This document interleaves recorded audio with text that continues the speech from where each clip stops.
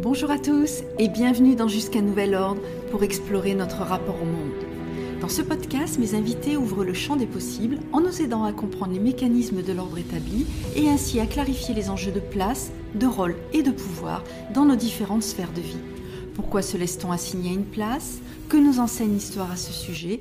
Par quel stade sont passés ceux qui ont questionné un ordre établi qui les ralentissait ? Je suis Laurence Bally, initiatrice du projet Conscience et Progrès qui regroupe ce podcast, mais aussi des ateliers et du coaching individuel pour clarifier son rapport à l'obéissance et à l'ordre établi. Convaincue que seule la connaissance et la conscience permettent une véritable liberté de choix, je vous retrouve toutes les 3 semaines pour un nouvel épisode avec des personnalités éclairantes. Pour être informé de la publication de Jusqu'à nouvel ordre, abonnez-vous sur votre plateforme de podcast préférée.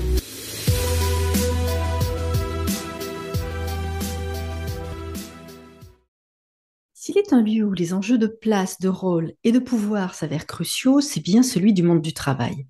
Place dans l'organigramme, rôle prescrit ou réel, pouvoir explicite ou implicite. Différents ordres établis qui régissaient le monde de l'entreprise ont été remis en cause au siècle dernier, le plus célèbre étant la division du travail, conceptualisée par Taylor, une stricte séparation entre la conception des tâches par les ingénieurs et leur exécution par les ouvriers. Mais si depuis Taylor, de nombreuses théories ont été élaborées sur les méthodes de management, bien peu ont toutefois questionné le principe même de l'organisation pyramidale. Nous baignons en effet dans l'évidence que pour fonctionner, une entreprise a besoin de hiérarchie et d'une certaine concentration des pouvoirs. Un ordre établi érigé inconsciemment en plafond de verre est donc difficile à questionner. À l'heure où de nombreux salariés peinent à s'accomplir dans leur travail, pourrait-on imaginer un nouveau paradigme qui rebatte en profondeur les cartes des places, des rôles et des pouvoirs ? Eh bien, il semblerait que oui. Depuis plus de 50 ans, a émergé en différents endroits du globe et sans concertation de ceux qui l'ont initié, un modèle d'entreprise différent basé sur l'autogouvernance. On appelle ces entreprises des entreprises libérées et nous allons voir aujourd'hui comment l'une d'elles a réussi à se transformer en dépassant l'ordre établi en place. Mon invité est Jean-François Zobrist, pionnier éclairé de ce mouvement bien avant que le terme d'entreprise libérée apparaisse. Arrivé en 83 à la tête de Favy, fonderie produisant des fourches pour boîtes de vitesse, il quitte l'entreprise en 2009. Entre-temps, le mode de gouvernance a radicalement changé. Nous allons voir comment et au profit de qui. L'expérience de Favy est systématiquement citée dans les ouvrages de référence sur le sujet et notamment 71 fois dans le livre Reinventing Organizations de Frédéric Laloux qui analyse le secret de 12 entreprises libérées et qui dès la première page nous interpelle avec cette question: est-il impossible que nous soyons prisonniers d'une compréhension simpliste du monde ? Bonjour à tous et merci Jean-François d'avoir accepté de nous parler de cette aventure hors du commun que vous avez menée.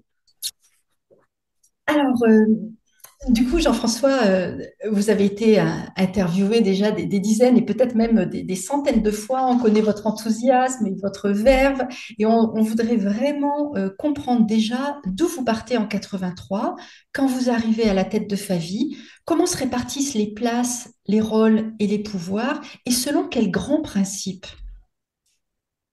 Quand je suis arrivé, c'est une entreprise classique, hein, avec un directeur général, un chef de fabrication, des contremaîtres, des contrôleurs, toute la structure classique, c'est-à-dire que vous avez décrit Fayol, et Fayol, Maillot et Taylor, quoi, hein. Donc l'entreprise était comme ça. Alors l'entreprise, je la connaissais bien parce qu'on l'avait achetée en 70, et 70 en 90, en 83, pardon, j'allais faire mon boulot de métallurgiste. Moi, je suis Mhm. métallurgiste. Moi, des alliages, des procédés de fabrication. Et en 83, l'actionnaire unique m'a confié, que je connaissais depuis 65, parce que j'ai commencé à travailler en 65 pour lui, m'a confié la direction générale. Il fait que je connaissais intimement tous les cadres qui avaient mon Mhm. âge. On avait 40 ans à peu près, hein, on se Mhm. tutoyait. Je connaissais intimement les ouvriers parce que quand je venais faire mon boulot de métallurgiste, le patron de l'époque est un patron classique, très bien par ailleurs. Il y avait la réunion cadre, la réunion Mhm. meeting, la réunion. Pendant qu'il était en réunion, j'ai discuté avec les ouvriers. Il fait que je connaissais tous les ouvriers, leurs enfants, leurs machines, etc. Donc j'avais une connaissance intime de l'entreprise et surtout des gens. Alors, entre-temps, si vous voulez, il s'avère qu'en 67, j'ai découvert que le Japon était deuxième puissance mondiale. Et je me suis interrogé en disant comment ce pays, tout petit, c'est la moitié du Texas, qui Mhm. n'a pas de matière première, qui s'est pris 600 000 tonnes de bombes, dont 2 bombes atomiques, puisse être deuxième sur le plan économique, sur le plan mondial. Et là, j'ai découvert Kawakita, Shiba, Matsushita. Enfin, j'ai découvert un certain nombre de penseurs japonais.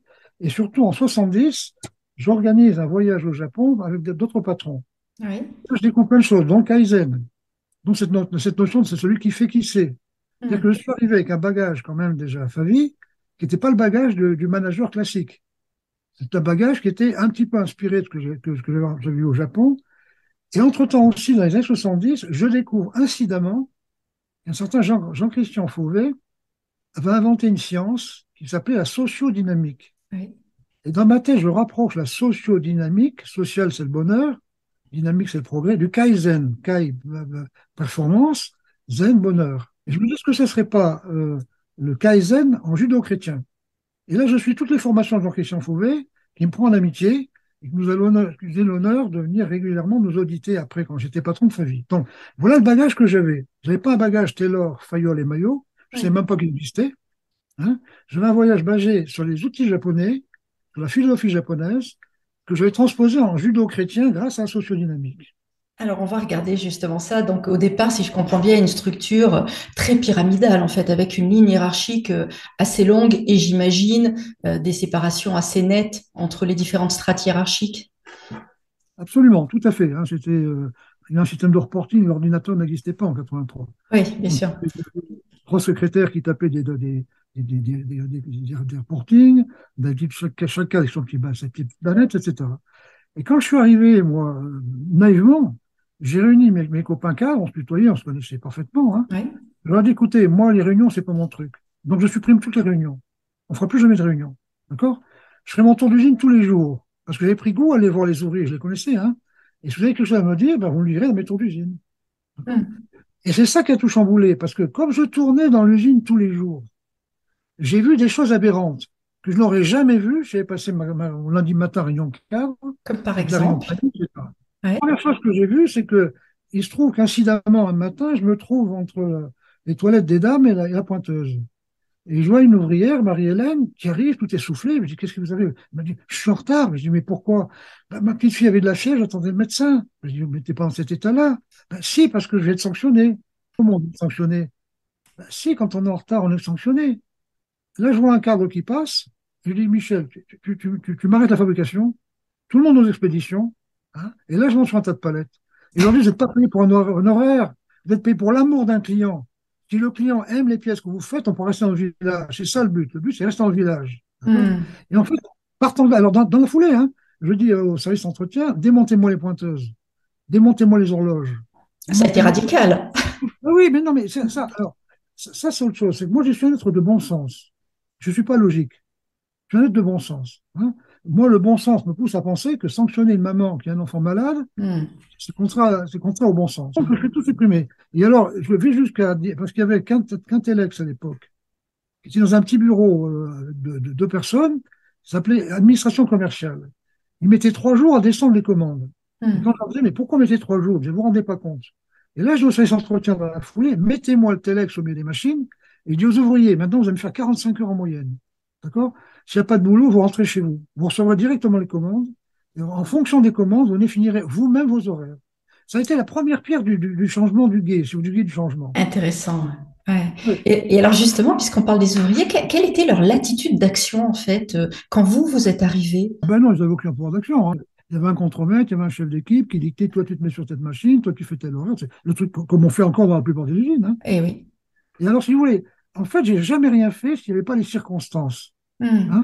Et il n'y a pas de circonstances si le patron est dans son bureau. Pour qu'il y ait des circonstances, il faut sortir de son bureau.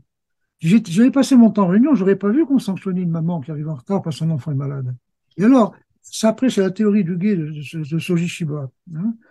En fait, ça a été la première pierre du guet du changement, ça, le fait de supprimer toute référence au temps. Et là, on a gagné presque une demi-heure de travail. Parce qu'avant, les ouvriers arrivaient une demi-heure avant, puis discutaient du match de foot de la veille, ils Hmm. pointaient seulement à l'heure, puis après ils allaient changer, puis après ils démarraient. Avant, ils étaient une demi-heure avant sur leur poste de travail, changer.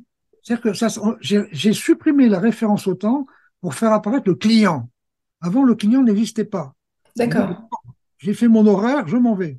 Alors que là, c'est plus pensable, ça. Donc, du coup, vous questionnez quand même d'une certaine façon les places, puisque l'idée, c'est de redonner du pouvoir d'agir, si je comprends bien, aux ouvriers, puis un peu à toutes les strates. Et comment est-ce que vous vous y prenez justement pour faire en sorte que chaque strate justement, retrouve du pouvoir d'agir et Alors, n'obéisse plus à des règles que vous décrivez un peu comme limitantes en fait, hein, et figeant l'organisation.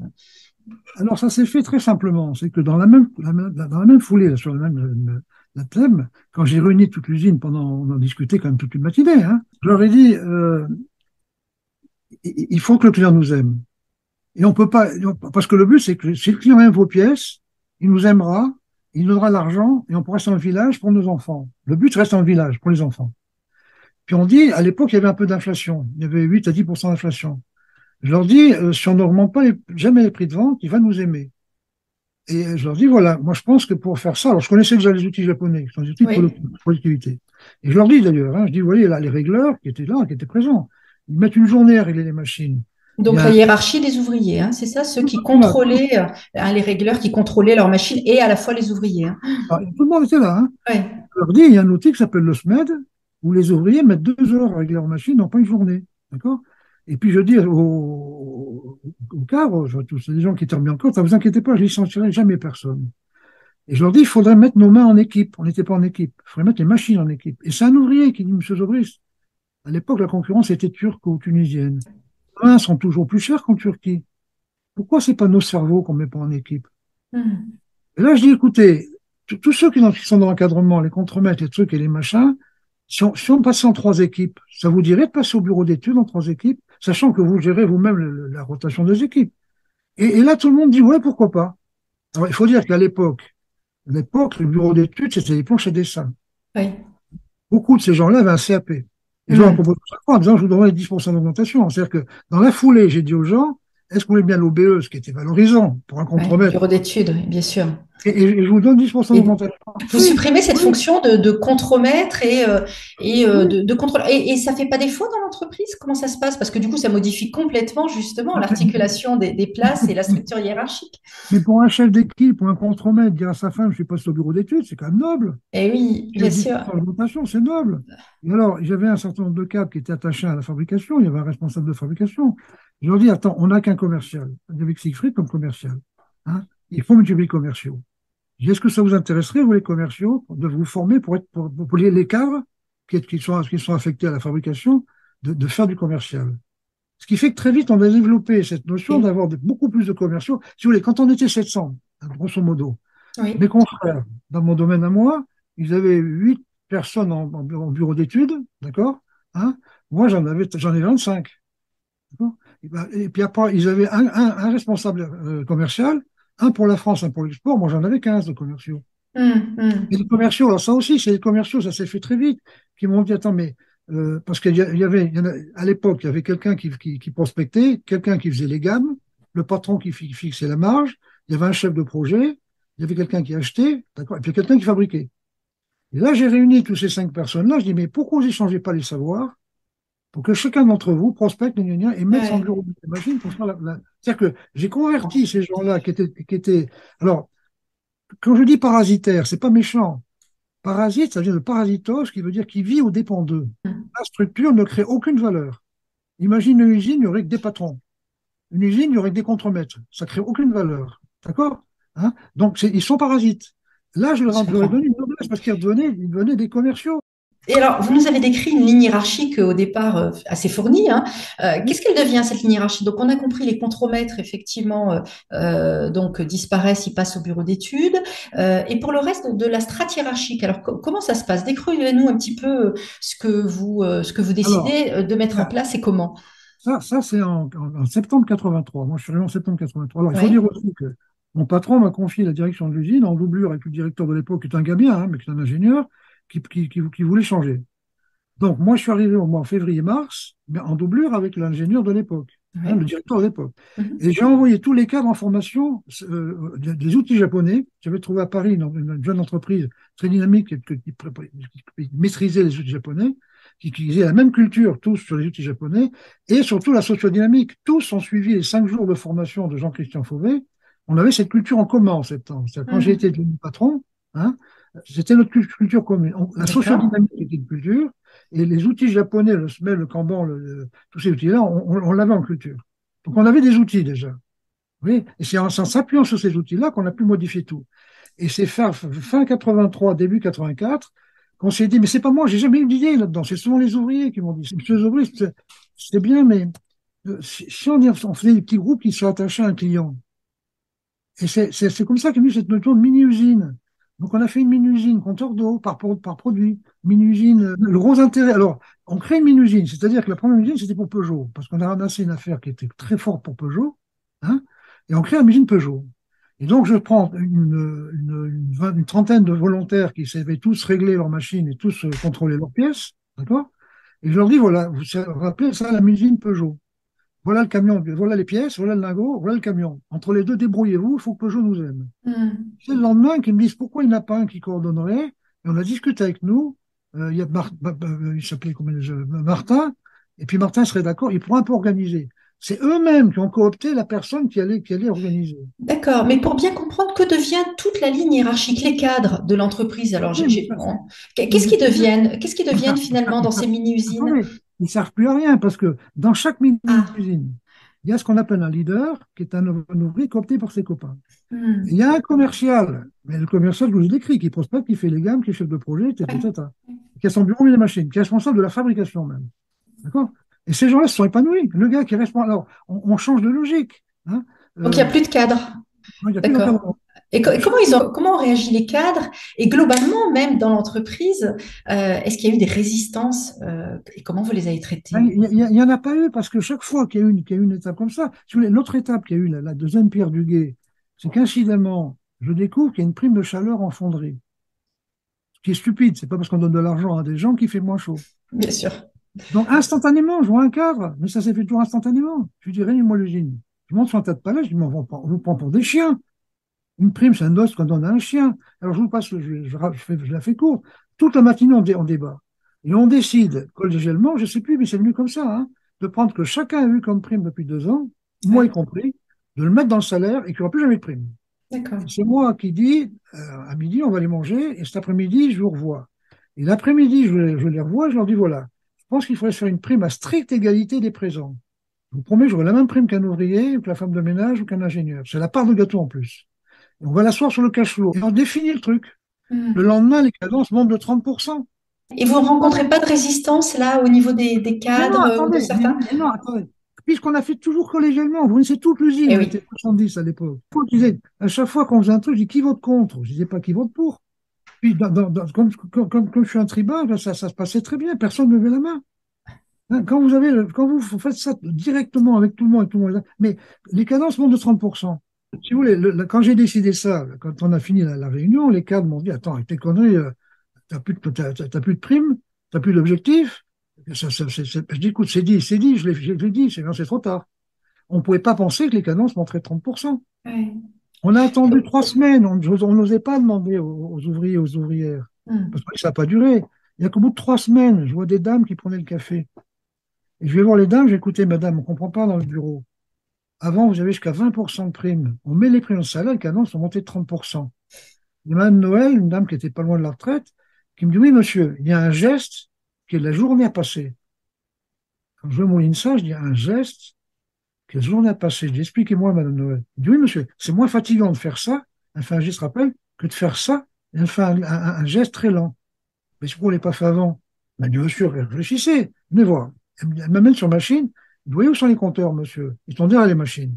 Et nous, on n'a pas le droit d'aller devant les compteurs. Il fallait qu'on compte dans notre tête pour pas dépasser le quota, pour pas qu'on le monte. Et on était épuisés de compter. Hmm. Nous avons eu un geste physiologique de moindre fatigue qui était 30% plus élevé. Et le cash flow, il est monté à 20-25%. Nous expliquer qui est absolument passionnant, hein, c'est que en questionnant finalement un ordre établi, un peu une évidence collective, hein, que sans hiérarchie finalement une entreprise bah, se casserait un peu la figure. Vous, à l'inverse, justement en supprimant toute cette lourdeur de la hiérarchie, finalement vous parvenez à une entreprise qui prospère. Bien sûr, quand vous faites, il n'y a aucune entreprise dans l'automobile qui faisait plus de 5% de cash flow. Nous, on faisait 20-25% de cash flow pendant 30 ans. Et alors, le patron, le monsieur Max Rousseau, qui est un génie, un géant, il avait 30 sociétés et 12 000 salariés. Et il me disait, tu me fais une fortune, et t'es incapable. J'étais incapable d'expliquer pourquoi on gagnait beaucoup d'argent. Et il me dit, j'ai plein de boîtes qui bouffent du fric, mais qui m'expliquent parfaitement pourquoi elles en perdent. Donc, alors, ayant instauré le cash flow, ayant un cash flow qui était 3, 4 fois, 6 fois supérieur à la moyenne nationale, j'ai arrêté tous les tableaux de bord. À quoi sert un D'accord. tableau de bord? Si vous voulez, le cash flow, c'est la température de l'entreprise. Mhm. Quand vous avez 37 degrés, vous ne suivez rien. C'est quand on est malade qu'on regarde si c'est le foie, les rats. Alors, toutes les boîtes ont des indicateurs pour le foie, les rats, etc. Et ils s'achètent une température. Et alors, dans ce modèle, quelle est la place du dirigeant? Quelle était votre place finalement? Donc, il y a plus de hiérarchie, on l'a compris. Ça fonctionne en mini-usine avec un leader pardon, qui est coopté par ses collègues. Et vous, en tant que dirigeant, quelle est votre position? Alors, moi, encore une fois, j'ai été formé par Jean-Christian Fauvé, qui nous a dit, Oui. il faut un rêve partagé. Toute entité, il faut un rêve partagé. Toute les religions ont un rêve partagé, c'est la résurrection, la vie éternelle. Oui. D'accord? Les couples, c'est une suite de rêves partagés. On rêve de se marier, etc. Nous, le rêve partagé qu'on a trouvé collégialement, c'est rester dans le village. Voilà. Quoi qu'on fasse, c'est pour rester dans le village. Oui. D'accord? Il faut deux valeurs limites, autrement, c'est le désordre. Moi, j'ai deux valeurs limites. Je crois en rien, mais ma culture est judéo-chrétienne. J'étais baptisé, etc. Hein. Donc, aime ton prochain comme toi-même, ne fais pas autrui, c'est mon truc culturellement. Je pars du principe que l'homme est bon. Donc, on contrôle rien. L'homme est bon, on contrôle rien. Tout papier Hmm. de contrôle l'individu est détruit, mais sans réfléchir. Hein. Et je pars du principe aussi que il ne faut pas faire. Ouais, qu'est-ce que attendez, l'homme est bon et l'autre machin, j'ai perdu le fil. L'autre, il faut deux valeurs limites. Hein, deux Deux valeurs valeurs limites, oui, tout à fait. l'homme est bon, et oui, et vivre dans le présent. Quel était mon rôle après? Mon rôle, ça a été de mettre en place ces valeurs limites, de faire ce rêve partagé. Oui. Hein. Et dans mon temps d'usine, c'est faire en sorte que le pouvoir ne revienne pas. Vous savez, le nombre de papiers que j'ai pu détruire, j'ai dit, mais c'est quoi ça? Il y a un client derrière. Hein. Voilà. La deuxième truc, il faut un client derrière chaque chose. Un Oui. papier où il n'y a pas un client interne ou externe, poubelle. Hein. Hmm. Un papier qui surveille les gens, poubelle. Alors, cette notion des valeurs, il faut que deux valeurs dans les entreprises. Comme dans les religions, nous, il y a que deux valeurs. C'est même ton prochain Oui. quand Oui. ne fais pas autrui, je ne pas qu'on fasse. Alors, j'ai fait pour 1000 conférences à Shanghai, j'en ai fait dans le monde entier, hein, un millier à peu près. Chaque fois que j'ai fait une conférence des pays musulmans, je leur demande quelles sont les deux valeurs limites. Hein. Il n'y a qu'un Dieu, son nom est Allah, et Allah a tout prévu, et c'est le respect de la tradition, les 5 prières, le ramadan, etc. D'accord. Nous, ces deux valeurs-là, dans le couple, c'est la fidélité, la confiance, d'accord, et le respect de l'autre, la tendresse. Quand on sort de ces valeurs, alors, les valeurs, il en faut que deux, parce que deux, ça fait un couloir, c'est un cul-de-sac. Méfiez-vous des entreprises qui ont plein de valeurs. Quatre valeurs, c'est un parc, on a des moutons. Il ne Oui. faut pas que les valeurs deviennent une prison. Le patron devient un montreur d'étoiles, il vient un gars qui est garant des valeurs, et il vient ainsi un garant du non-retour au pouvoir. Le gros pour Isaac Gates, nous on a fait 183, en un an on a tout chamboulé. On a tout chamboulé. Oui. Et en un an on est passé à 20-25% de cash flow, etc. Isaac Gates et Frédéric Laloux découvrent ça dans les années 20 ans après. Et c'est Isaac Gates qui invente le mot d'entreprise libérée. Alors que moi, je parlais d'entreprise du bon sens. D'accord. Pas l'entreprise de la logique, hein, c'est du bon sens. Et il a trouvé ce nom qui est ce mot, ce vocable qui est très fort, le leader libérateur. Il y a toujours un leader libérateur, un homme ou une femme, qui Oui. n'a pas d'ego. Alors déjà, les patrons qui ont pas d'ego, ça court pas les rues. Hein. Le gars, il n'a pas de place de parking réservée, il n'a pas de secrétaire, il n'a pas la réunion cadre du lundi matin, c'est ce que c'est. C'est que toute la semaine, le patron, il a des signes d'allégeance. Bonjour, monsieur le directeur, il a sa place de parking, il a sa secrétaire. Le week-end, il n'a pas de signe d'allégeance. Donc, dès le lundi matin, il réunit sa troupe. Qui c'est qui est le chef ici? C'est vous, monsieur le directeur. C'est ça la réunion du lundi matin. La plupart des leaders libérateurs n'ont pas fait d'études de management. Moi, je suis métallurgiste, mais que un bon métallurgiste. Hein. On m'a mis dans une commission d'organisation européenne, etc. Hein. Donc, j'ai pas été déformé par Fayol, Maillot et Taylor. Je ne savais même pas qu'ils existaient, ces gens-là. Le leader libérateur, c'est toujours quelqu'un qui n'a pas fait d'études de management. Parce qu'au jour d'aujourd'hui, dans nos écoles, on continue à apprendre Fayol, Maillot et Taylor. C'est aberrant. Alors, à l'époque, il faut voir que M. Ford, il avait comme bien d'or des paysans qui sortaient des champs. Paysans, ça laboure en automne, ça sème en hiver, ça récolte en été. Ça n'a pas une vue globale d'un projet. On ne pouvait pas dire à des paysans, faites des voitures. Donc, M. Fayol et Maillot dit on fixe un objectif à l'entreprise, on divise l'objectif en objectifs individuels, et par des procédures et des modes opératoires, on contrôle l'écart entre ce que les gens ont fait et ce qu'il fallait faire, et on sanctionne. Et Taylor dit, il faut morceler le travail en tâches élémentaires qu'un gorille intelligent puisse faire. Ils avaient raison, c'est adapté. Mais surtout maintenant, il y a une révolution, c'est le web. N'importe qui a accès à la connaissance mondiale en toute vitesse. D'accord. Les gens maintenant me savent pourquoi on fait les choses et qu'on leur fout la paix sur le comment. Alors justement, qu'est-ce qui fait, selon vous, que encore maintenant, les gens acceptent de se soumettre à un ordre établi qui limite leur autonomie et leur épanouissement? Parce que la structure les bride en permanence. Mais qu'est-ce qui fait qu'ils acceptent de se soumettre à cela? Mais parce que celui qui a la tête qui dépasse et qui se révolte, il se fait virer. À part dans la fonction publique, ça c'est autre chose. Hein. Eux, c'est autre chose. Mais dans le privé, la structure se défend par instinct de conservation. Donc le gars qui sort des rangs, on le vire, on le sanctionne. Ça rejoint bien effectivement hein, la difficulté de questionner ou de remettre en cause encore pire un ordre établi, effectivement. Mais ce truc est très, très, très important. Moi, j'ai percuté, j'ai une petite fille qui a 25 ans maintenant, qui est brillante par ailleurs, mais cette petite fille, quand elle avait 8 ans, elle avait une tablette, et puis elle me dit, il y avait un crocodile. Et je lui dis, mais dis donc, il en a des dents, ton crocodile. 10 minutes après, elle revient, elle me dit, oui, papy, il a 2500 dents. Je dis, non, ma puce, c'est pas possible. Si, parce qu'il a 80 dents qui peuvent se renouveler 300 fois dans sa vie. Et là, je me dis, attends, avant le web, le scientifique, il voulait savoir combien de dents ça un crocodile. Il fallait qu'il sache la bibliothèque, il y avait un bouquin sur les crocodiles. Il fallait qu'il trouve le bouquin sur les crocodiles. Il fallait qu'il trouve la page du bouquin. Là, une gamine de 8 ans a accès au savoir mondial. Et mes trois petites filles brillantes font des études, une au Canada, une en Australie et l'autre en partie au Japon, puis après maintenant en Hollande. Et quand je dis à mes petites filles, mais pourquoi vous partez? Elles me disent, tu sais, papy, en France, les professeurs t'expliquent comment il faut faire, on sait qu'ils n'ont jamais fait. Dans ces pays-là, les professeurs disent, est-ce qu'on ne pourrait pas regarder ce sujet dans 3 semaines? Et c'est nous qui, en groupe, regardons le sujet. Ils veulent savoir pourquoi, ils veulent accéder au pourquoi et qu'on leur fout la paix sur le comment. Une autre C'est la approche. force de Favie. C'est ça la force de Favie. Quand on allait négocier les baisses de prix, parce que non seulement on n'augmentait pas les prix, moi je prenais mes commerciaux aussi, je prenais deux ouvriers avec moi. Et quand l'acheteur disait qu'il faut baisser les prix de 5% en Turquie, ce qui ne veut rien dire, on n'a jamais vu 5%, on n'a jamais touché 5%. Il dit qu'il faut faire 15 pièces de plus à l'heure.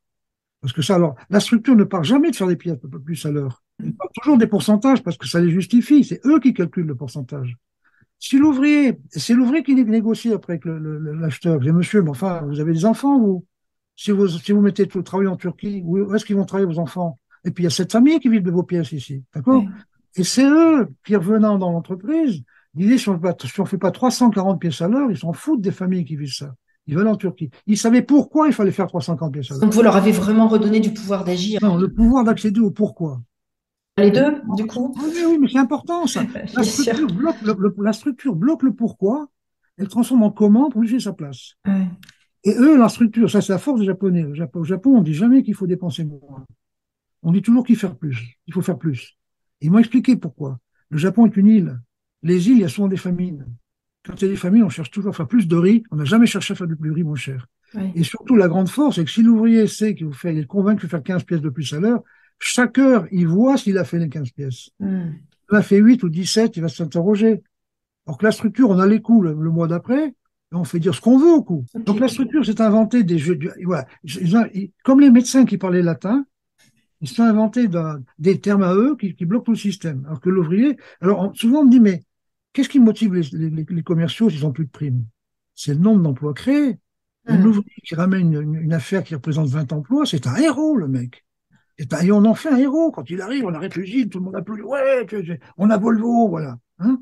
On revient sur la réalité des choses. Le but, perdre une affaire pour un commercial chez nous, c'est un drame. Le gars, il sait tout de suite que ça fait c'est 10 emplois qui vont disparaître. C'est autre chose qu'une prime, c'est un os qu'un donne un chien. On revient sur des réalités. Hmm. Il n'y a pas d'école de management en France, des écoles de gestion, on change des chiffres. Alors, Frédéric Laloux a dit, chaque fois que l'espèce humaine a modifié sa façon de penser le monde, elle a fait émerger des formes d'organisation plus puissantes. Selon vous, qu'est-ce qui fait qu'un modèle bascule ou pas? Ça vient du patron.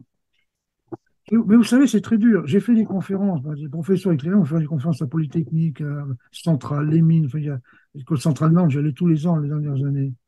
Euh, Mais il y a que des professeurs éclairés qui font ça, hein. Et quand je dis à des ingénieurs, je leur dis, vous êtes ingénieur, d'accord? On vous a appris, Napoléon a créé Polytechnique pour faire des ponts et des tunnels, pas pour gérer des hommes, hein. Si un jour, aucun de ces maréchaux, aucun de ces généraux a fait Polytechnique. Si un jour on demande de gérer des hommes, apprenez, allez voir du côté du Kaizen, mais ils se vexent, ces cons. Allez voir du côté de Matsushita. Matsushita qui disait l'Occident va perdre parce qu'il s'adresse aux mains des salariés. Le Japon va gagner parce qu'on s'adresse à leur cœur et à leur cerveau. Hmm. Kawakita, aucun problème d'une solution unique parfaite.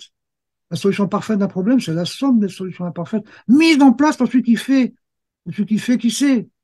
Un polytechnicien, il sait. Donc, il sait gérer les hommes. Il gère les hommes comme des machines. Ouais. Catastrophe. Pas d'école de management en France, hein. En tous les cas, ce que je retiens de ce que vous dites, c'est qu'un modèle, en tous les cas, peut vraiment basculer si la tête le permet. Alors, autre chose, on a remarqué avec Isaac, c'est que le leader Isaac libérateur, Getz. Isaac Gates, le leader libérateur fait toute sa carrière dans la même entreprise. Il ne change pas tous les 5 ans. Ah, c'est important, ça. Il faut 5 ans pour connaître les gens. Si vous changez tous les 5 ans, vous ne connaissez jamais personne. Hmm. Il faut 5 ans pour que les gens comprennent comment le patron fonctionne. Il faut toujours faut que le patron change. Ouais, on sent que la question de la confiance est centrale, hein. Mussolini, je ne fais pas l'apologie de Mussolini, hein, loin de là, hein. Mais Mussolini qui était un clown, c'était un pantin, hein. Il avait un rêve partagé. On va refaire l'Empire romain. Et là, ils sont partis en Libye, ils sont partis partout, hein. Mais voilà, tant qu'il a été là, ça marchait grosso modo. Je ne fais pas l'apologie Je loin de comprends là. bien. Alors, nous approchons de la fin de cet épisode.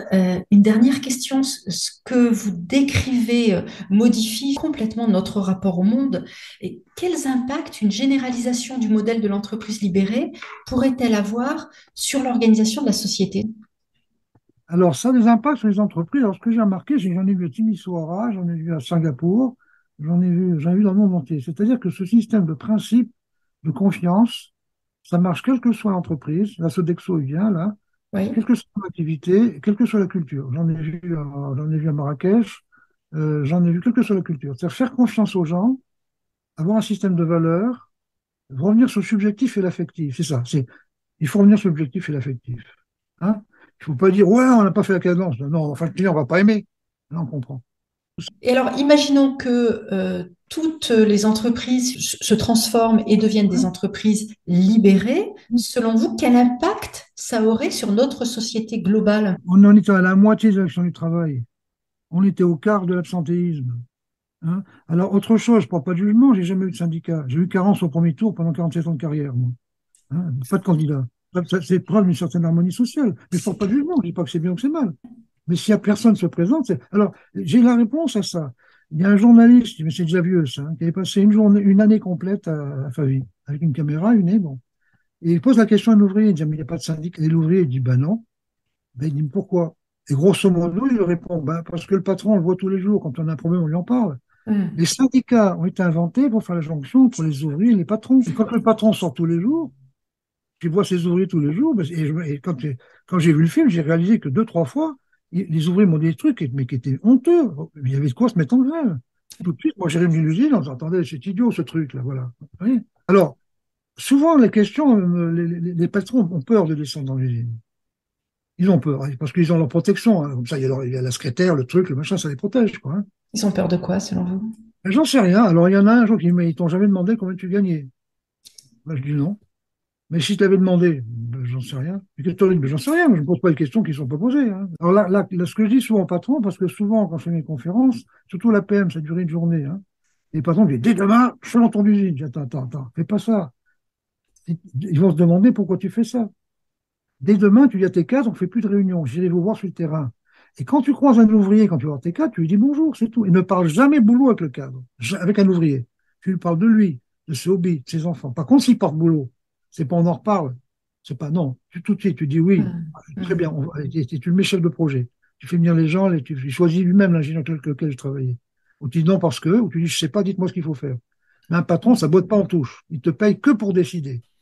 Un patron, ça décide, voilà. Alors, ça aussi, il faut l'apprendre aux patrons, hein, parce que les ouvriers, si le patron n'est jamais descendu et qu'ils sont pour l'usine tous les jours, ils vont se poser des questions. Donc, qu'est-ce qu'il faut, quoi. C'est probable.